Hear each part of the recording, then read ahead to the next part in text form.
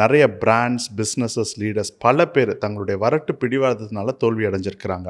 இந்த வரட்டு பிடிவாதம் அப்படின்றது வந்து தோல்விக்கான ஒரு மிக முக்கியமான காரணமாக இருக்குது. ஸோ வரட்டு பிடிவாதத்தோட கொண்டதே கொள்கை கண்டதே தெய்வம் அப்படின்னு சொல்லிட்டு ஒரு விடாப்புடியாக நீங்கள் இருந்தீங்கன்னா கண்டிப்பாக தோத்துருவீங்க. நம்ம இந்த வீடியோவில் 10 Commandments of Business Failure அப்படின்ற புக்கில் இருக்கிற 2வது சாப்டரை பற்றி பார்க்க போகிறோம். நம்ம முதல் விதியில் பார்த்தோம், ரிஸ்க் எடுக்கிறத நீங்கள் நிறுத்திட்டாலே தோல்வி வந்து உங்களுக்கு நிச்சயம் அப்படின்னு சொல்லிட்டு. ரிஸ்க் எடுக்காமல் இருக்கிறவங்க கிட்ட இருக்கிற இன்னொரு அட்ரிபியூட், அதாவது இன்னொரு குணாதிசயம் என்ன அப்படின்னு பார்த்தீங்கன்னா, வளைஞ்சு கொடுக்கவே மாட்டாங்க.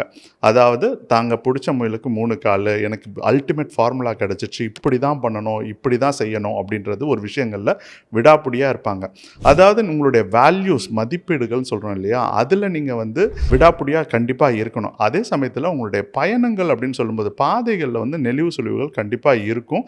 அந்த நெளிவு சுழிவுகளை அட்ஜஸ்ட் பண்ணிட்டு போகும்போது மட்டும்தான் பிஸ்னஸில் வந்து சக்ஸஸ்ஃபுல்லாக இருக்க முடியும்.